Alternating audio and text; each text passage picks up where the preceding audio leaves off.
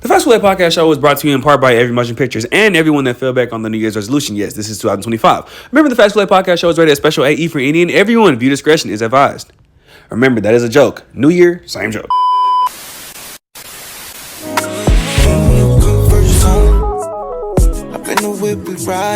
Right hand on your thigh while I'm trying. Yes, sir. What's good, everybody? It's a pleasure to welcome everybody back to the Fax.Koolaid podcast show. This is the first episode of 2025. Been supposed to drop this episode, but things be happening, and I'm finna get to a few things that have been happening in a second. But if you're new to the channel, I am Official.Fax.Koolaid, a speaker, not a yapper. But let's get straight into it. You already know how it is. Make sure you like and comment and subscribe. Thank you, everybody that's been showing support. You know I love y'all. Everybody in the factory as well. Y'all are greatly appreciated every single day of my life. As I mentioned a few seconds ago, I'm a speaker, not a yapper. Let's get straight to it. TikTok. Everybody wanted me to talk about it once again because in the last episode, and again, this is episode 7, I mentioned episode 6, TikTok is leaving. People thought I was pranking. People thought I was BSing. TikTok was leaving. Now, was I right about the extent on which TikTok left? Because TikTok was banned for 15 whole hours, probably less. TikTok is childish for that. I don't care. I don't care what anybody says. It was the most childish thing I've ever seen. In the last days of TikTok, allegedly, you had creators saying their buys, crying in their videos. You had people exposing how much they made, crying. I gotta keep mentioning crying because that was the most embarrassing thing that we saw. Not gonna lie, and many people really felt embarrassed to have to announce to all of their supporters and everybody that they're gone and that they're about to lose everything that they worked up for, just for us to have it back 15 hours later. I don't know who was behind that bullshit. Excuse my French. That really pissed me off. Not gonna lie to you. Me personally, as I mentioned on my Instagram, which is Fax.Koolaid on every single social media platform, but on Instagram I mentioned the Fax.Koolaid brand was gonna be good regardless because I'm focused on Instagram and YouTube over TikTok. TikTok has its own problems. Everybody who is a content creator on TikTok knows the problems that TikTok has prior to the ban and now even after to the ban. Because now, and this is just a personal opinion about mine, I don't think that we're gonna like where TikTok is going now. Like, I'm not saying it's because of the deal that TikTok signed. I don't know if they're with Meta. I don't know what undercover deal TikTok signed to unban themselves. I don't know whether they still got to sell it or they still do have to sell it allegedly. But you know, when it comes to these high billionaires and people that own these things, you never know what's going to happen. You never know what the criteria is now. But I don't like where TikTok is going now.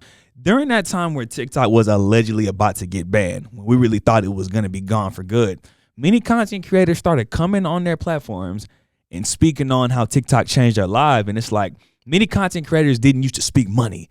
But when it was time for TikTok to get banned, many content creators started saying the amount that they made. And what was the result of that? It made people start having regrets about not taking TikTok seriously. Oh, I should have started taking content seriously. I wish I would have took TikTok seriously because people are making all this money. People didn't want to go to Instagram because, as we know, Instagram is full of haters. And that's what everybody says. It's not the same. But now that TikTok is back, all you seen on that Sunday where TikTok came back is, oh yeah, TikTok is back. I'm about to take this seriously. I'm about to get on my grind. Which, if you want to take content creation seriously on TikTok, that's you. That's your prerogative. But now, be prepared to see a lot of stupid content. Be prepared to see a lot of people just trying anything just to go viral, bro. We already know that people do anything for money, but now we're about to see it at an all-time high. And then also, and this is something that people need to keep out for, bro, TikTok is not going to be the same as it was pre-January 19th, pre-ban. If you really think that everything financially is about to be the same with this app, you're tripping. You should know by now that the government sometimes don't be caring about our well-being, bro. Especially financially. All that money that people made, you think it's about to be the same thing? You think it's about to be more of that given out? Nah, bro. I personally am not a fan of it. I mean, I'm going to still be on there. You know what I'm saying? I'm not just too keen about my finances when it comes to TikTok. Again, I take YouTube and Instagram way seriously than TikTok. But everybody's pretty happy that TikTok is back. So me personally, I'm going to continue to be on there. Am I going to make a lot of content for it? Partially. I'll continue to promote the Fax.Koolaid brand on there. And again, if you want to join the factory, whether you do camera work, videography, editing, clipping, whatever you do, DM Fax.Koolaid on every single social media platform. And we're going to get back to you on that one. Now, in my city personally, so this episode, I was supposed to film it last week, but something major happened in the city of Houston. It snowed. And if you're from the South, really just, you don't even got to be from the South. Everybody knows Texas don't get snow like that. And I can't lie. People in the upper part of the United States don't understand. we not used to snow. We had a snowball fight at my school. I posted it. Many people was all like, oh, all my Midwest friends was all like, oh, we always get snow, y'all. Yo, we don't get that. So when we want to go outside and be kids once again, I think that was greatly appreciated. Not gonna lie to you, but let me mention something funny about that though. Snowball fights at your college. If you've never experienced that, I feel bad for you, bro. We had the biggest snowball fight at my school. The kiddiness of life. Now, let's talk about the world. I am so disappointed in Drake, bro. This is not funny. Like, I've been receiving so many DMs. What's going on with your man's Kool-Aid? What's going on now? Especially many people from Cali. Because a lot of people from Cali that's Team Kendrick, they know I'm Team Drake. But yo, it's so difficult being it's bro, like Drake, I can't keep defending you, bro. Drake is pulling all this cheese, if you know, you know, just because he doesn't want Not Like Us played at the Super Bowl. That is the only reason why he's pulling this trap right now, bro. He tried to replace it by saying that he doesn't want Universal to take advantage of the fact that he lost the war with Kendrick. He thinks that they're going to pay them less. Drake, stop that, bro. We know the real reason why, bro. You don't want Kendrick to perform Not Like Us at arguably the biggest stage in America, which is Super Bowl halftime. You don't gotta, it's gonna be people that are watching the Super Bowl halftime performance that have never heard a Kendrick song in their lives, and they're gonna hear him call Drake a pedophile in front of millions of people through the song. That's why Drake is pulling all this BS. But it's like, yo, Drake lately has just been, the moves, everything. This was a rap war that unfortunately Drake lost, and he's not taking his L correctly, bro. A lawsuit, bro? Nah, bro, nah. He's not taking the loss correctly at all. And the saddest part about all the details is that, like, as more details like come out and come to the public, everything is conclusive to Drake making more of an ass of himself. And I just don't understand why Drake is doing some of the things that he's doing. Even the diss at LeBron. Like, when Drake dropped the diss at LeBron, the reason why I got annoyed is, one, Drake, I got to defend you. The fan base of LeBron James, if you think that Kendrick's fan base was crazy, you think the Beehive is crazy, you think the Barbs are crazy, you ain't never met LeBron fans, bro. As soon as I seen that Drake was going at LeBron, I said, I ain't gonna lie. I don't got nothing to say about this one. I ain't gonna lie to you. You don't mess with LeBron Ramon James, bro. LeBron Ramon James, worst person that you could do. Then you got folks like Academics, and he's an internet personality in the music world. You got him doing your dirty work. Now Academics looks even more of an ass himself. All because Drake does not want Not Like Us to be performed at the Super Bowl. I'm telling you that because I know what I know. I've done my research on this. Ultimately, that lawsuit against Universal, because that's what he did, if it goes his way, Kendrick probably won't be allowed to perform Not Like Us at the Super Bowl. And it's just funny because even if this goes Drake's way, Kendrick could still go rogue and perform Not Like Us and just accept the consequences. That's something that Kendrick would do. You can't start the rap war and then try to take petty actions after you lose the war. And the last thing I need is y'all to listen to this and then DM me explaining why Drake should be hated even more. Before I get into the next thing, I say this every single episode, I just have to continue to reiterate it. Make sure that on YouTube, because this is YouTube, make sure that y'all are using the timestamps in the description, bro. I always mention, just to be fair, just to be a fair content creator, bro, not everything I talk about suits everybody. It might be something I talk about that some person doesn't want to listen to. They might be interested in the Q&A, the call-ins. They may not be interested in the motivational talks or the every time I talk about pop culture or whatever. That's why you got to use the timestamps, because I put it there every single time. The people that help me edit, they put it there every single time. Like, for instance, now I'm finna talk sports. Somebody probably doesn't want to listen to the sports. They probably will listen to the Q&As that are later. They probably want to listen to the call-ins that unfortunately won't be in this episode. Y'all forgive me for that. But use the timestamps so that you can watch what you want to watch. And when you watch what you want to watch and use it, you owe me a like. Real talk. Now, the buzz of the week, Lamar Jackson, as we all know. And the reason why I'm most annoyed about Lamar losing, because you might as well just say that Lamar lost, that's what the media is going to spin for the next 12 months. I posted on my TikTok, I'm so upset that I'm going to have to be forced to defend Lamar Jackson for another 12 months, all because Mark Andrews did not catch the ball. And another reason why I'm pissed, and I'm going to explain, and y'all are going to understand for those that watch football, right?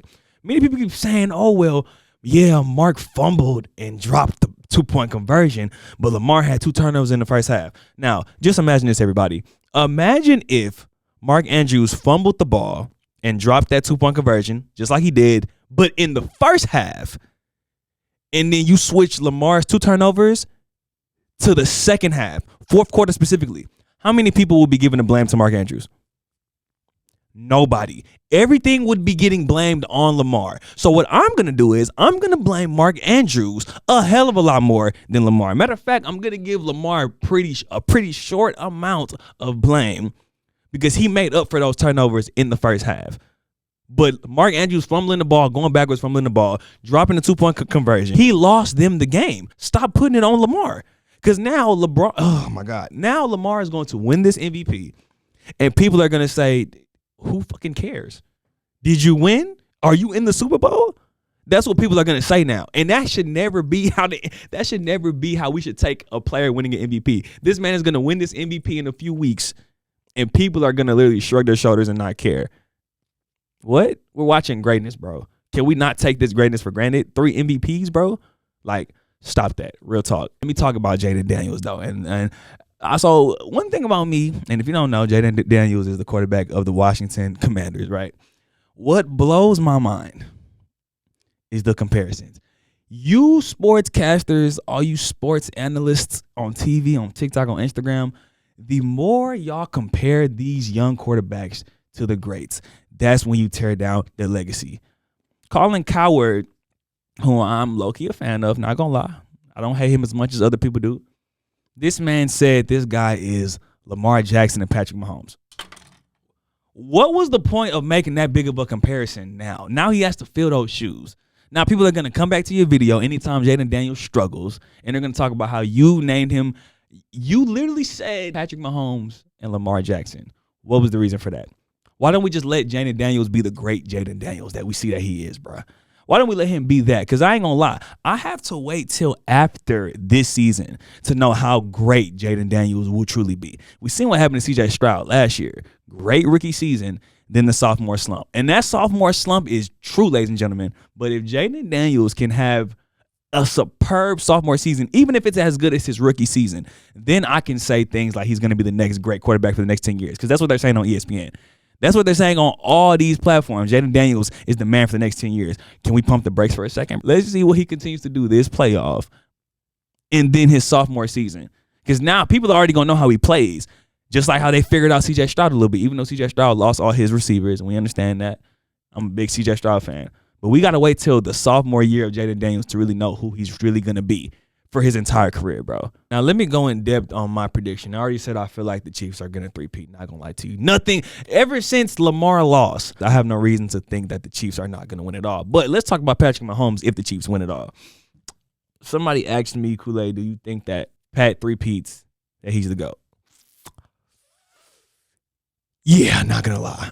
There's nobody has ever did it. Nobody has ever three-peated. I don't think I realize how hard it is to three-peat in the NFL. It's a reason why nobody has ever done it. You can mention how the refs love to favor the Chiefs. All I know is I'm looking at greatness right now, bro. And if Pat three-peats, bro, it's going to become that Jordan-esque thing where people are constantly not winning rings because Patrick Mahomes is there. That says a lot, bro. If Josh Allen doesn't beat Patrick Mahomes, it's going to be that constant thing. Like, you're a great quarterback. Josh Allen is an incredible talent, but you can't win your ring because of that guy. And that guy is Patrick Mahomes. That's why if he three-peats, I think that he's the GOAT. Patrick Mahomes is constantly stopping people from reaching their greatest achievements, all because he exists. That's why I think if he three-peats, he's the GOAT. It's going to take years in the future of him playing terrible football for me to take that back. Now let me talk NBA. Anybody who knows me knows I gotta give my man Russell Westbrook credit. Made it very known for years. I'm in the Russell Westbrook fan club, bro. I'm one of those delusional fans that feel like he still got it. But guess what? Clearly he's showing that he still has it, bro. And let's make the apologies as loud as the disrespect. When he was on the Clippers and the Lakers, y'all was disrespecting Russell. Remember that? Saying that he could never be a contributing person on the team, saying he could never start. Oh, where are y'all now? And I'm just so happy because he's showing and proving y'all wrong once again that he's still a great playmaker. It's clearly his best chance to get a ring, right? Because he can still do everything he was doing in OKC, where he was the man, getting triple doubles, bro, leading the offense. But it's not taken away from Jokic getting his. It's not taken away from Jamal Murray. It's not taken away from anybody on that Nuggets team getting theirs. That's why this is his greatest chance of winning a championship. It's never people saying, oh, the Russell Westbrook, Jamal Murray clash. No, we understand that it's not that, bro. Everybody's getting theirs in Denver. That's why I feel like this is the year for that. Russ don't need to knock down threes. Russ just needs to keep doing what Russ does, and we going to be good over here. But somebody that's not doing good is Jimmy Butler of the Miami Heat now. All I've been hearing on social media, even Stephen A said it, Jimmy Butler's acting unprofessional. Y'all are not getting it, though. Y'all are not getting it. Y'all not getting it, though, bro. Y'all keep saying Jimmy's a drama queen. Jimmy's being immature. Jimmy is 100% in the right.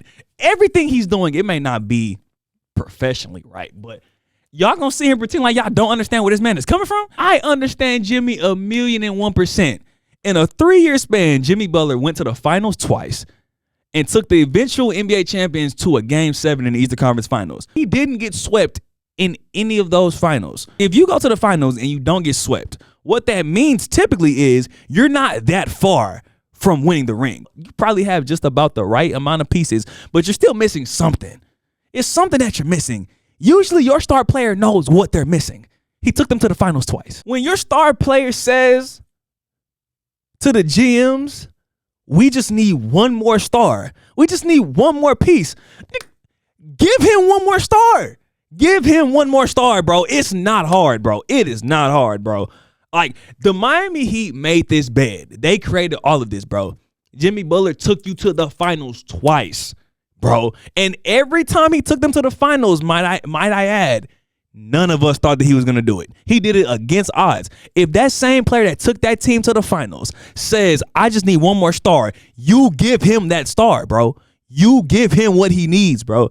They're not giving him what he needs. Jimmy feels like he can't win over there. He says he's not happy. Now he's skipping team flights, talking to the media. And you know Jimmy Butler loves to play games with the media. And y'all want to say that he's in the wrong? No, he's in the right. Get him out of there, bro. Get him to a championship team, please.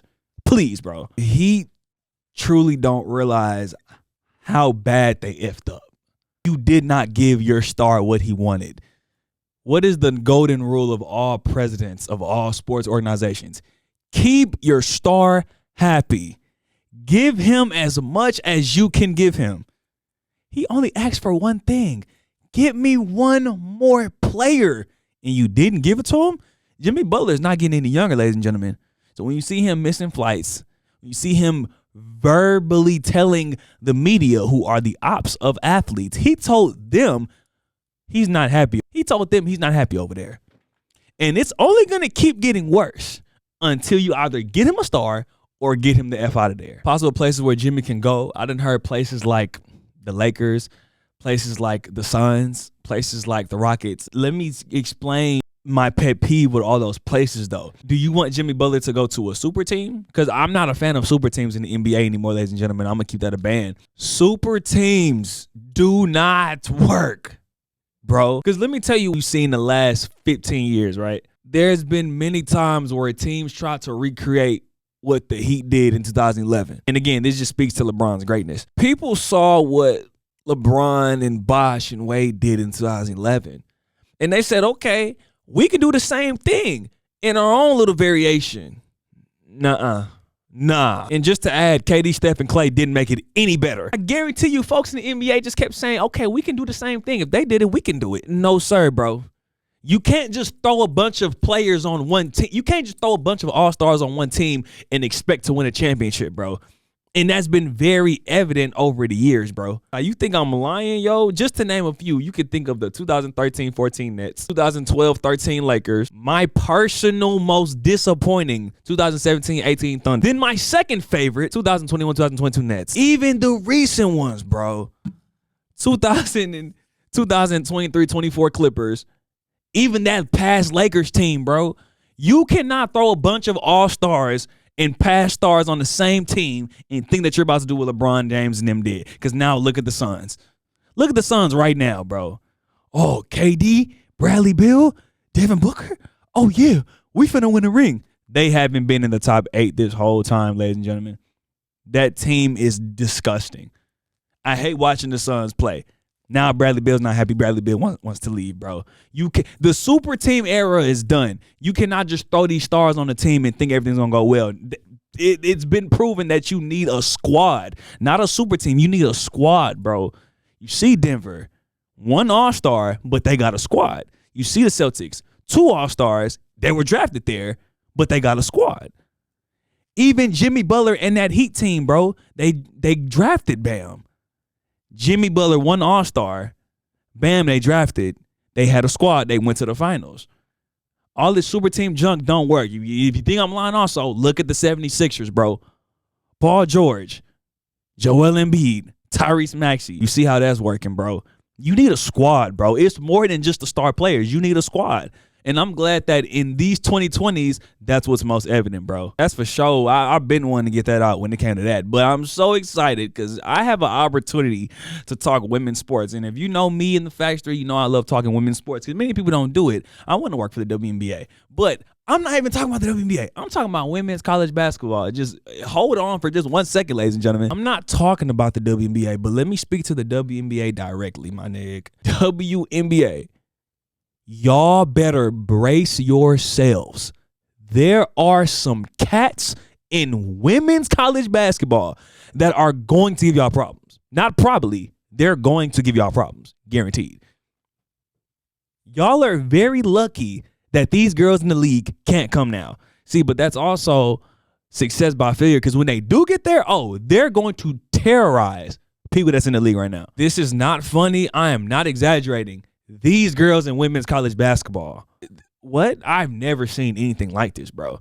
I can't definitively name who the best player is, bro, because it's different options. All you old cats in the W, get ready. This is about to be crazy. Just a few names to watch out in women's college basketball because these cats are different, not gonna lie. Not in any particular order. Juju Watkins, of course.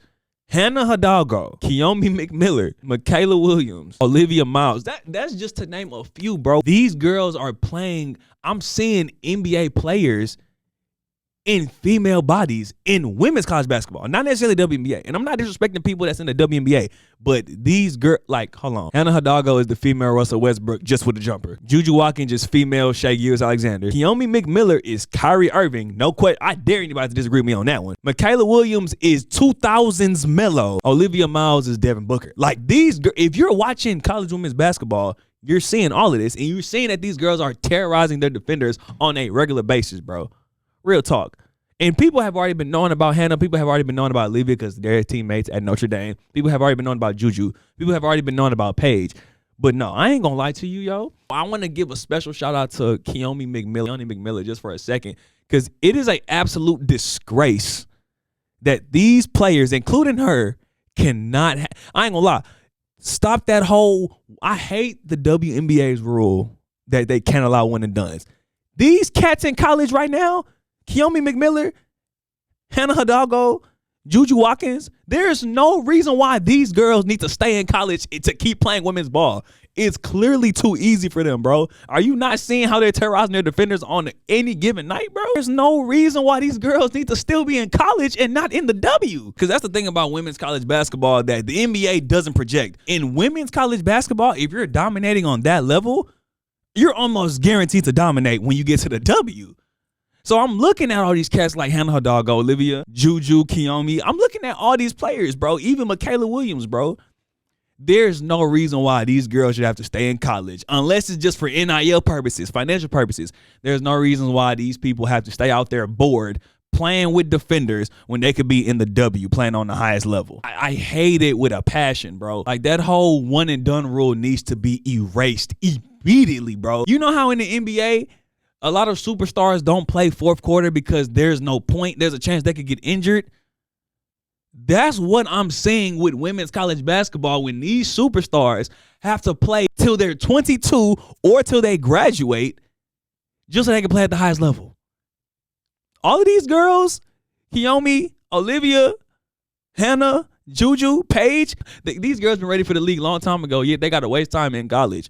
Like, what, bro? Caitlin Clark never had to spend that much time in college either, bro. I don't know why the W does that, but, yo, y'all better prepare, bro. And if you not catching up with women's college basketball, boy, you better, boy, because these girls is destroying, bro. Like, just wait, bro. WNBA, y'all are in trouble. Like, just wait, bro. Maybe it's best for y'all that these players can't be one and done or 2 years and done. But again, I love the W. No disrespect to the W, yo. In the upcoming episodes, I'll keep updating everybody on everything, bro. I feel like I need to talk women's sports a lot more because people are not doing it. And me being somebody that's in the media, also wanting to be in sports in the future, I feel like if that's what I need to do, then that's what I'm going to do. Bro. But now, without further ado, bro, let's get to some Q&As, bro. If you ever want to send a question to the FAXTORY for me to answer on the podcast episode, DM any question at any given time to Fax.Koolaid on all social media platforms. Literally on every single one. TikTok, since it's still here, Facebook, YouTube, or Instagram. Preferably Instagram or TikTok. But any questions will be answered on the spot. The questions I'm finna answer, I don't know them beforehand. They're about to come up, so let's get into it. First question says, what's your philosophy on dealing with an extra feminine woman? Does feminine energy annoy you? I ain't gonna lie, it really doesn't matter, y'all. See, the thing is, bro, as a man, especially a masculine man, as a man with masculine energy, you can't ask for a feminine woman and not be able to expect or handle what comes with a feminine woman. You can't ask for a feminine woman and not be able to handle what comes with it, yo. The thing about femininity is rooted in emotion. So as a man complaining about it, that shows sort of a lack of emotional intelligence. Because the thing about it, and this is what many people don't understand, women are emotional beings.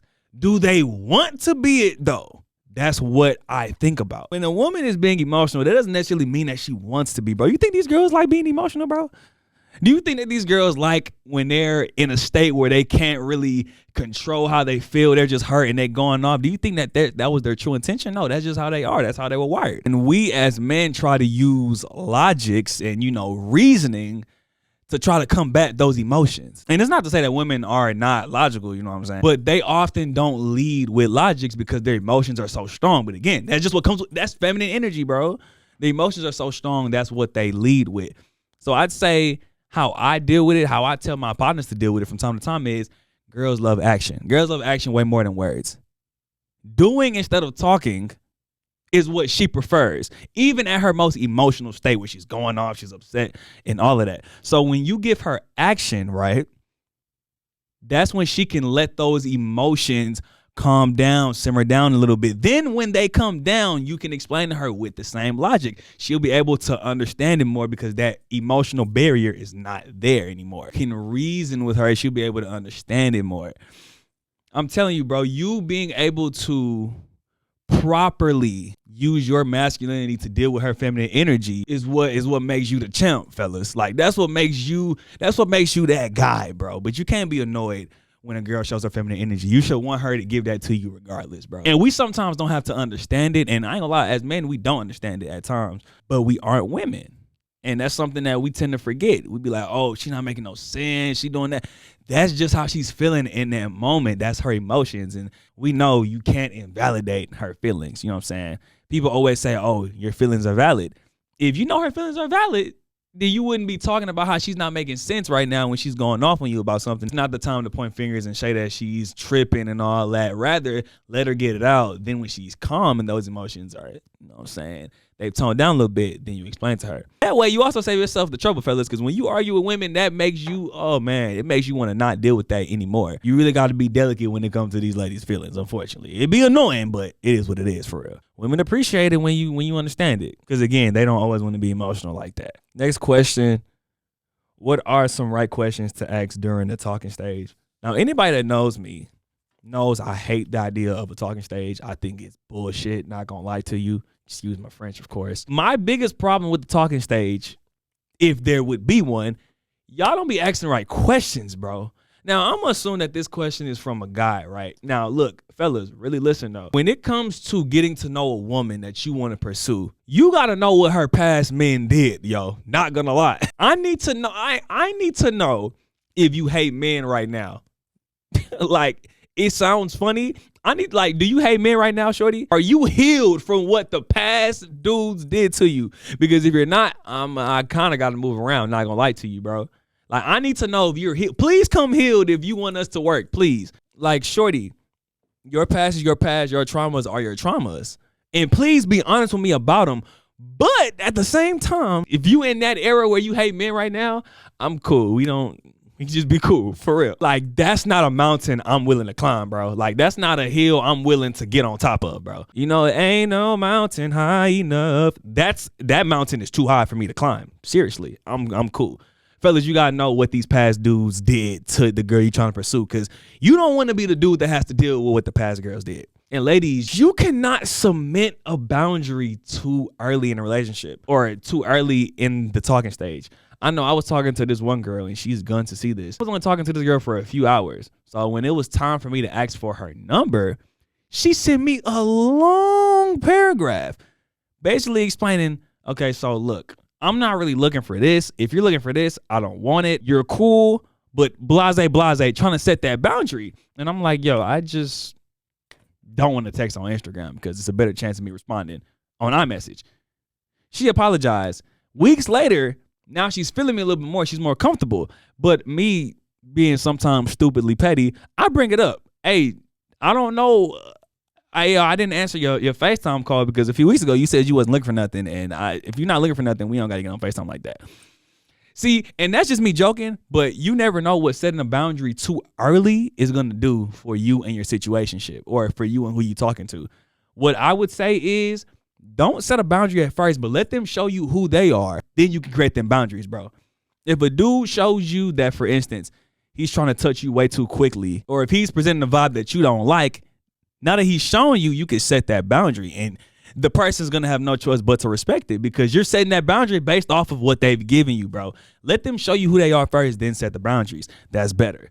Because some dudes will lie when you ask what their intentions is, but when they show you what their intentions are, you can set that boundary. And it's up to them to stay in that relationship or that talking stage after you already done set the boundaries and your do's and don'ts and all that. Next question, even though that was very long-winded. This next one says, what was the most traumatizing or scariest day of your life? This is an easy one, not gonna lie. The most traumatizing, most scariest moment of my life, by far, is when my mama went through my entire cellular device. Nothing comes close to that, not gonna lie. It was on August 3rd, 2016 at literally like 3:30 p.m. So scary, I remember the day and the time like it was nothing. I was in the 8th grade. My mom was gonna drop me off at LA Fitness, and my mama saw me scrolling through Kik. This is why I don't speak on Kik very positively, because Kik is responsible for what happened that day. You know, back in the days, right, them Kik group chats were very federal. We were very fast in middle school. I'm gonna keep it a band. Every dirty video that was sent automatically went to your camera roll on some phones. I had that type of phone. So it was a lot of inappropriate videos and pictures on my phone. Sometimes you just get tired of deleting it frequently, so you just let it stay there just hoping that nobody opens it. I'm going through my camera roll one day and I stumble across one of them nasty videos that was sent through Kik the night before. I'm not even watching it, but my mom notices me scrolling and she sees it. She was like, what was that? Me, obviously, I'm trying to make it seem like it was nothing. She takes my phone. She says, what's the password? Oh my God, I'm getting traumatized just thinking about it now. I give her the password. She drops me off at the gym and takes my phone. I'm at the gym panicking. I couldn't even run games. I just sat in the locker room for 3 hours just waiting on her to come back. I call my sister. She picks me up. I go home. And my mom, I can hear my mom playing these pornographic videos, because I ain't gonna lie, again, we was fast. It wasn't me. It was people in my class. I can hear my mom playing these pornographic videos for my dad, who y'all know is my pastor. I don't even be responding in these group chats. I come in. My mom told me to go straight to my room because she's not done playing all these videos from my siblings and my dad. It was so humiliating because it was not me. So I'm in the room and I can hear every video playing. And it's not just like nasty videos. It'll be videos of like at parties, you know, it used to go down, sort of. There's all types of inappropriate videos for an 8th grader. And my mama just playing it for my whole family. Like, it felt like the world was against, like, if you ain't never had your mom or dad go through your phone, you just don't understand, bro. But here's the thing though, bro. I didn't get beat or nothing for it. My mom went off on me. She was like, oh, so this what you be doing when you be going to all these parties? This what you be doing when you say that you going to a school event? Really, you going to a party? Girls are shaking their butt and you, all that stuff. Now, the most ironic and mysterious part about all this, my dad and I never spoke on that situation. And don't get it wrong, again, I know it was some sort of disappointment, but I also felt like at the same time, he was pretty excited and impressed secretly to know that his son wasn't no square. Because she also went through the messages and she seen that I was low-key a ladies man, bro. But my mom didn't like that. So I think my dad was low-key disappointed, but at the same time, just a tad bit happy to know that his son wasn't no square. Still traumatizing, though. It was the scariest time of my life, bro. Because it felt like my whole secret life, or it felt like my whole life was just getting exposed. And it wasn't even me. To this day, she still does not believe that. I don't even want to talk about that anymore. Last question I'm going to take, though. Last question says, I'm scared to take this dude I'm getting involved with on a date. Do you feel like it's weird for women to take men on dates? Oh, basically, do I think women take men on dates? Bro, the answer is yes, but hold on, give me a second though. I don't think y'all understand, bro. I ain't gonna lie, this is one of them things where people just really don't know. You really gotta just know to know. When you lay out the blueprint, when you like give a girl a type of energy that she loves, you initiate and then she like reciprocates, bro. And then she starts activating that money talk. Yo, like it's a different, girls do this better than us. I'm trying to tell you, bro, if you ain't never had a girl take you on a date, girls don't miss. Like, they got their own little duffel when they got their own swag duffel when it comes to taking dudes on dates. I'm telling you, bro. But you really got to make her like you like that. But once she likes you like that, bro, like, I feel like not many dudes can relate, bro. When a girl takes the dude on a date, she don't miss. It be the most funnest, it be the greatest experience ever, bro. And this is gonna be somebody's gonna hear this and be like, oh, you weird gang. Nah, bro, I just know, bro. Girls say that they tricks for the right one. I wouldn't even call it being tricks for the right one. What I think is when we do the right thing and we just lay out that foundation and that blueprint, we initiate something and now it's hard time to reciprocate. Oh, girls be going dumb, bro. Like, you'll make, I'm telling you, like, you think you can give your girl a good date, your girl will show you up for real. I promise you, bro. Like, a girl that likes you will show you. You don't know how to plan a date. Let me show you. Let me do it for you, bro. Like, oh, yes, I do believe in girls taking dudes on dates. When, of course, the dude deserves it because she goes crazy, bro. That money talk, bro. Ask any girl. Ask any girl for it, bro. You got to make her like you like that, though. You really got to be the one, and she going to go crazy for you, bro. The way she going to splurge on you is going to have you like, wow, this is something different. Ooh, y'all got me reminiscing, yo. But look, though, bro, if you ever have a question to send to the Factory, send it anytime at Fax.Koolaid, any social media platform, bro. Treat these girls right so that they can take you on a date, bro. Now, before I round up, I mentioned it is a new year, so there's a few gems I need to leave with everybody, bro. I was supposed to drop an episode early this year, but, you know, a lot of things were happening. I had to get back in school, a lot of things, but there's a few gems I want to leave with y'all for bro. A lot of people had their New Year's resolutions and all that, and you'll be surprised how many people already stopped. You'll be surprised how many people set their goals for 2025 and already started going back to their old ways. Get back into that mode, yo. Get back into that mode, bro. Please, bro. It is essential to your success to not go back to the person that you used to be, bro. Stop letting old habits control you. Whatever you got to do to break them old habits, bro. You was doing good the first couple days of the year, then you stopped. You went back to the old ways, bro. Get back into that mode where nothing can stop you, bro.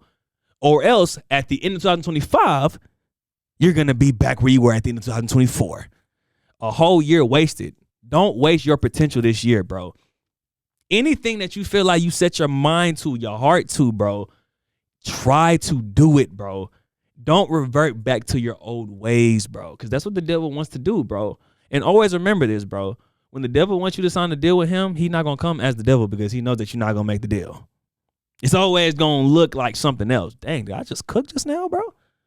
Dang, I had to really just think about what I just said, bro. When the devil when you make a deal with the devil, bro, the devil's not gonna come just as the devil because then he knows you're not gonna make the deal. He knows you're not gonna make the deal. That's you going back to these habits that you used to have, bro. Whether you said you was gonna stop smoking, stop drinking, stop fornicating, stop whatever, or that you was gonna start doing many of these things, and you did good the first few days of the year, but then you quit. That's what they call the second and third week of January. They call that the quitters week because people quit their new habits that they say that they were going to start doing in 2025. That's when people go back to their bad habits during the second and third week. Now January is going to be over. Depending on watching this, February is going to be starting. Get back into that mode where nobody can stop you, bro, before it's too late, bro. Second thing I want to mention, bro, stop arguing with people, bro. Oh, my God. I don't argue with people no more. You want to know why? Some people just don't get it. Some people just don't get it. I can't make you understand common sense, bro. A lot of y'all be going back and forth with people that don't understand principles, people that know that they be in the wrong, people that do bad things to you but try to flip it on you whenever you have a conversation to them about it, try to make it something negative. They see it as an argument. You trying to resolve the issue. At the end of the day, if you're arguing and there's no progress, there's no point. For the sake of your mental health, stop going back with people who just don't understand, bro. Who just don't understand. You don't got time to be dealing with people who just want to not understand what you're talking about, bro. Who just don't want to understand the principle and the point. I talked about principle earlier, bro. If you're arguing, you ever argue with somebody that was so in the wrong about something and they just refuse to accept that they shouldn't have did what they did, or they shouldn't have said what they said? Why are we going back and forth with them people?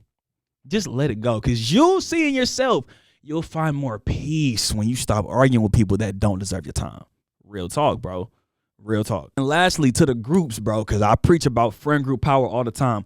The biggest flex about me and my partners, or one of them, like, hear this. We keep God close, man. We keep God at the center. It's too important to us, bro. We don't want to be around people that's not putting their faith in their plans, bro. I always talk about me and my partners, right? We all want to be great. We can't be regular. We want to be great. But the thing is, we keep God in our plans, bro. Just like how when we get up in the morning, we call each other, we check up on each other, we make sure we're doing okay. We also go to church, bro. My partner go to my church. My partners, we didn't been to Bible study, bro. We fully understand that we can't do it without God. And that's something that drives us every day. We got to get that part fixed first before we start handling what we want to do in this world, bro. We got to fix ourselves internally before we work on the external parts of us trying to be successful and all that. God is too important, and many friend groups leave that aspect out of it, bro. You and your group, perhaps y'all need to get back into that, bro, or y'all need to get that in there. That might be what you and your group might be missing, bro.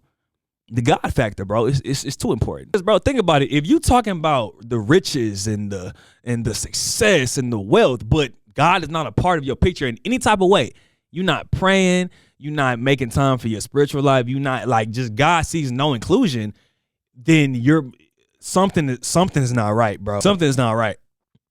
Something's not right. And somewhere along the process, that's gonna show up, that you're not including God at all, bro. It's an aspect of me and my partners' lives that's non-negotiable, bro. My partners don't go to church. My partners don't pray. I'm on they butt, like, bro. We're not gonna neglect God when it comes to us wanting to be successful, bro. Not gonna lie to you. We're not leaving God out of the equation. We're not leaving God out of the equation. God is important to us, bro. When you got a group around you that understand that it's only by the grace of God that we're still here, that we even able to chase our dreams and our goals. Oh, it's the greatest thing ever, bro. When you know that God gonna look out for your partner because your partner is making the effort to pray to him, to go to church, to get right, get better, it motivates you as well, bro. Like, I gotta know what you're worshiping, bro. I gotta know that you're not leaving God out of the equation, bro.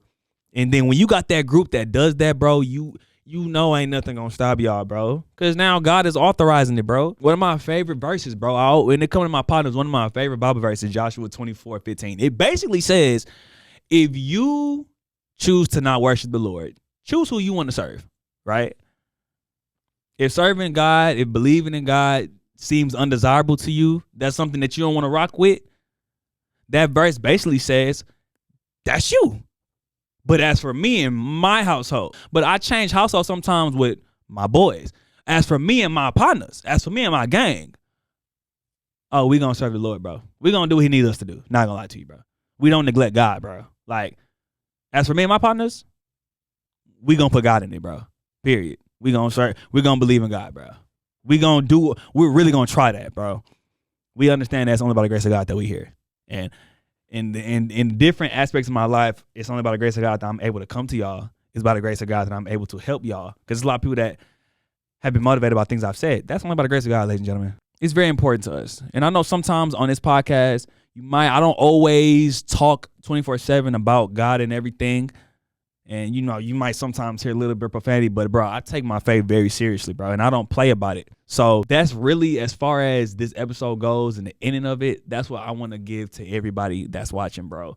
If you choose that you don't want to believe in God and serve, that's you. I'm going to always pray that people find that way, of course, because it's on our hands for people to believe. But as for me and my boys, as for me and my family, as for me and my crew, God is in there. God is at the center of it. And we not gonna forget that ever. Real talk, bro. I appreciate everybody that's been supporting the pod, bro. Again, as time goes by, episodes will come more frequently. That's a guarantee. I promise you, bro. By the grace of God, that's what's gonna happen. I believe it's what's gonna happen. So, as I leave, y'all already know the deal, bro. That's Kool-Aid. I did not make the rules.